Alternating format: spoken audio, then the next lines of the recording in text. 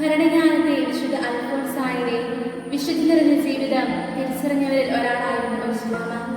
ഒരിക്കൽ, സഹോദരി, നിനക്കുണ്ടാകുന്ന ദൈവാനുഭവങ്ങൾ എവിടെയെങ്കിലും കുറിച്ചു വെച്ചിട്ടുണ്ടോ എന്ന ഉർസുലാമയുടെ ചോദ്യത്തിന് അനുസരണത്തിനെതിരെ അവൾ താൻ എഴുതി വെച്ച ചില കുറിപ്പുകൾ എടുത്തു കാണിച്ചു കൊടുത്തു. അതിനുശേഷം നിർബന്ധപൂർവ്വം മദനെ കൊണ്ട് അവളെ കീഴ്ക്കടയിച്ചു. എന്നിട്ട് അൽഫോൻസ ഇങ്ങനെ പറഞ്ഞു: മദനെ, നമ്മെക്കുറിച്ച് മറ്റുള്ളവർ അറിയണമെന്ന് ദൈവം ആഗ്രഹിക്കുമെങ്കിൽ അത് ദൈവം തന്നെ അറിയിച്ചുള്ളൂ. സുഹൃത്തുക്കളുടെ പരിമളസെപ്പ് ആരും അറിയാതെ നമുക്ക് അടച്ചു വെക്കാം. എല്ലാം ഈശോ മാത്രം അറിഞ്ഞാൽ മതി. ശരിക്കും ചിന്തിച്ച് അൽഫോൻസ നമുക്ക് വെല്ലുവിളിയല്ലേ?